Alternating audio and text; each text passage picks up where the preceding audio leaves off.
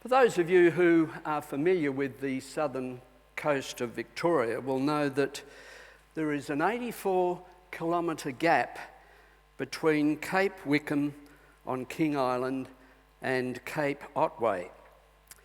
It's known as the Eye of the Needle. It is the western entrance, of course, to Bass Strait. And the Cape Otway Lighthouse was the oldest operational lighthouse with unbroken service on the mainland of the Australian coast until it was decommissioned in January 1994. Access, of course, in the early years was a problem in establishing the lighthouse, and after 3 attempts, the Cape was finally reached by land, and construction began in 1846, and the light was lit in August 1848. Can you imagine the joy that sea captains experienced as they came and saw that light in the distance? It was called the Beacon of Hope, as hundreds of lives, of course, had been lost along that shipwrecked coast. And for many thousands of 19th century migrants who came to Australia in sailing ships, and they'd spent months, perhaps sometimes 6 months, travelling to Australia, Cape Otway was their first sight of land after leaving England or Europe. And I can always remember coming out to Australia as a young boy with my parents, standing towards the front of the ship that brought my family to Australia and seeing the first sight of Western Australia as we came down the Indian Ocean. Western Australia on the horizon. In the Hebrew Scriptures, in the book of Ecclesiastes, the writer says this: "The sun rises and the sun goes down and hastens to the place where it rises." Of course, this was an old-fashioned way of saying that the sun comes up over the horizon.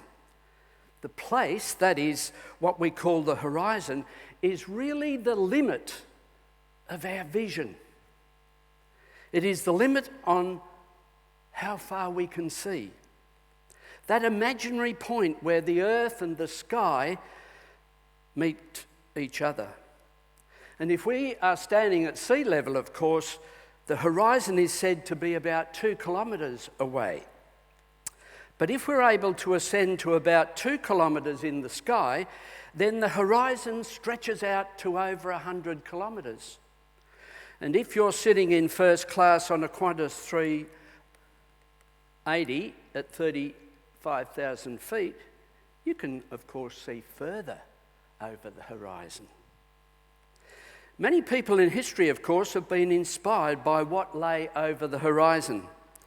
For Admiral Perry, it was the North Pole, and wanting to be the first person to get there.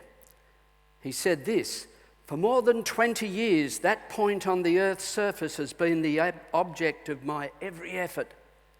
And of course, when Columbus sailed westward across the Atlantic Ocean in 1492, hoping to find a new way to India, it was during the time, of course, when sailors were afraid of what lay beyond the horizon. Most sailors believed that if you sailed too far from land, then you would drop off the edge of the world.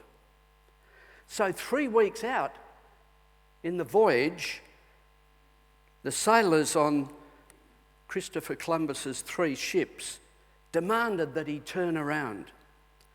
But Columbus would not listen, and each day he wrote in the ship's log, "Sailed on." Columbus, of course, had a very different view of the horizon than what his crew had. There's a group of people born in Hawaii who spend their entire lives on one island and are laid to rest beneath their native soil without ever having seen other islands, let alone the mainland of the United States. They never know what lies beyond the horizon. The word horizon, of course, comes from the Greek word horos, which means limit. And in this sense, then, horizon means the limit of our vision.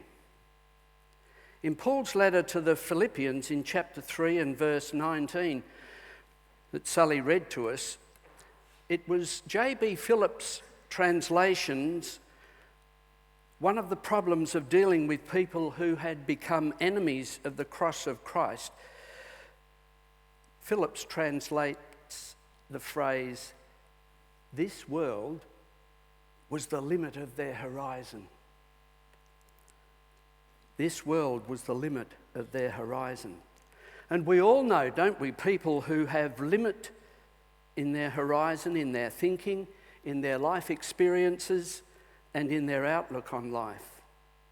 We would not be here today in our understanding of the human self and human behaviour were it not for people like Sigmund Freud and Carl Jung, who were prepared to expand the limits of their horizons in the field of psychology. As you know, Freud was pioneer within the field of psychology who developed multiple theories that introduced the world to the inner meanings of the human unconscious. He created the theory of psychoanalysis, which allowed him to enter the world of the unconscious mind. He also proposed that humans go through a transition of various psychosexual stages, each level containing a different drive and desire. And these urges were governed by the three components of the mind: the id, the ego, and the superego. He also believed, from his work with people, that they create defense mechanisms in order to drive away the anxiety and the guilt and the depression. Freud broke the limits of the psychological horizon of his time. And so did Carl Jung.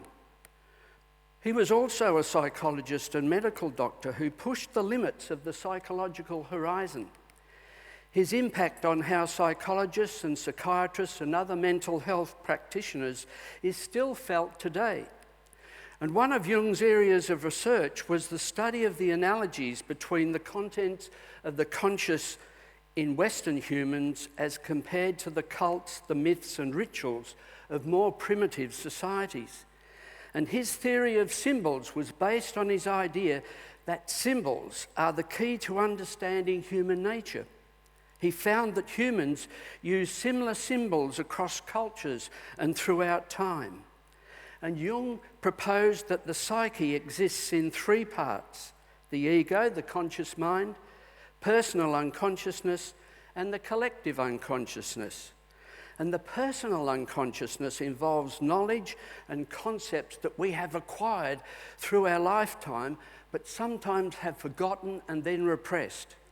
Collective unconscious refers to the collection of memories that are common to all human beings. And Jung coined the term individuation process to describe the full integration of the conscious and the unconscious mind, which is essential for all of us to become a whole and fully developed person. Carl Jung pushed the limits then of the psychological horizon and expanded it beyond what people understood at the time. And then, of course, there is Dr. Martin Luther King. When he was a small boy, it saddened him that he could not befriend people who were not black. As he grew into adulthood, he thought that because people look different on the outside, the contents of their hearts and their character is what makes a person valuable. He saw a social problem and he developed a dream. And eventually, by taking non-violent action, he changed the United States as well as the world. He pushed the limits of the horizons of colour and race. When I was a teenager growing up in Ballarat, I remember meeting Reverend Rex Hunt, who was minister of the little Presbyterian church in North Ballarat. He is one of the initiators, of course, of progressive Christianity in Australia. And in his book, Against the Stream, he mentions two of the most celebrated liberal theological thinkers in Australia in the early part of last century. The Reverend Dr. Charles Strong, who incidentally was minister across the road at Scott's, and later minister of the Australian Church, Melbourne, and the Reverend Dr. Samuel Angus, Professor of New Testament and Church History at St Andrews College, Sydney University from 1915 to 1943. Dr. Strong's approach to the Christian faith unnerved the congregation of Scotch in the Presbyterian Church, so attempts were made to charge him with heresy for promulgating and publishing heretical and unsound doctrine. Wow. Yet Dr. Strong and Dr. Angus proclaimed a theology that was fluid. It thought of God as an indwelling, energizing spirit, that God was manifest in humanity. Humanity was God's Son, that love and justice were always working together, and was prepared to embrace science, and was based on human experience rather than an infallible book. Seems to me that that's a familiar context of St Michael's Church as well. Dr. Angus, of course, was charged with heresy, the holding of doctrine contrary to the straight thinking of the Presbyterian Church, by the Sydney Presbytery of New South Wales. But the trial, which was to last over 10 years, was never finished, provoking one person to say that such cases illustrate the fallacy of trying to determine theological truth by the votes of the majority. And there have been others, of course, in the Australian church context who have been prepared to expand the theological horizon.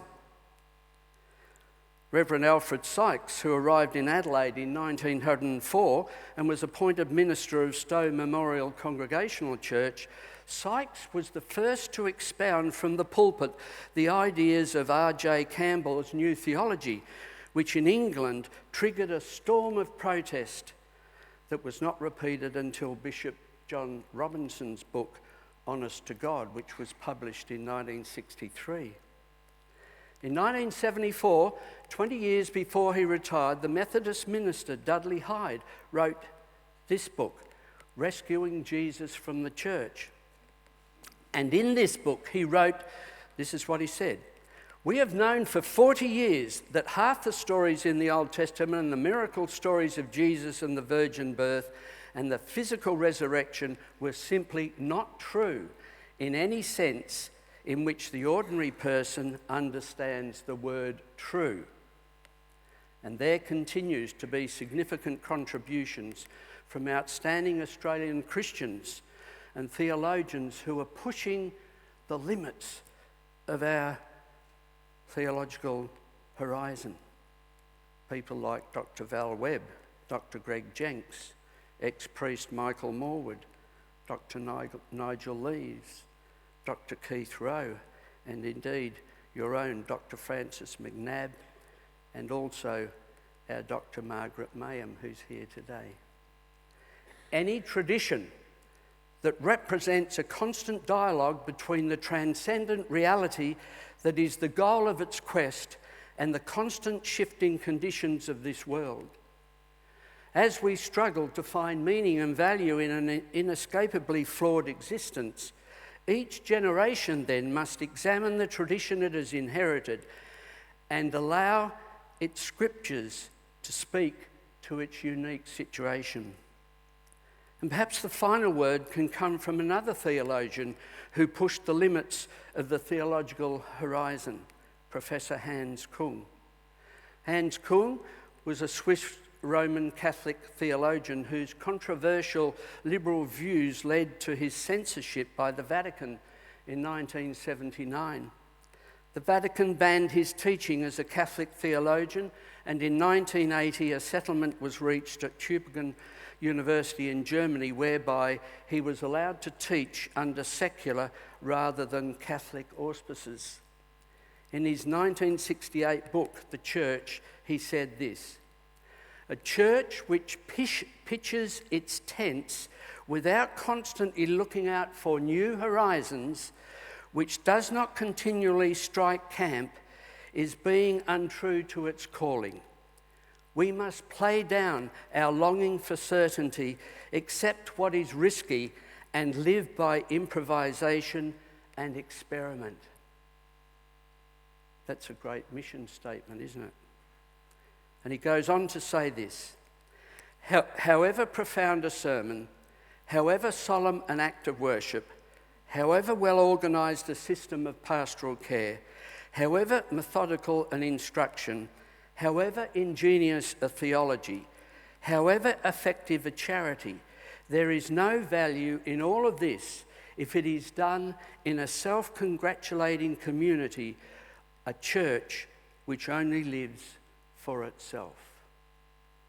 And I think and pray for St. Michael's that you guys will not just think of yourselves, but will look to push the limits of your horizons.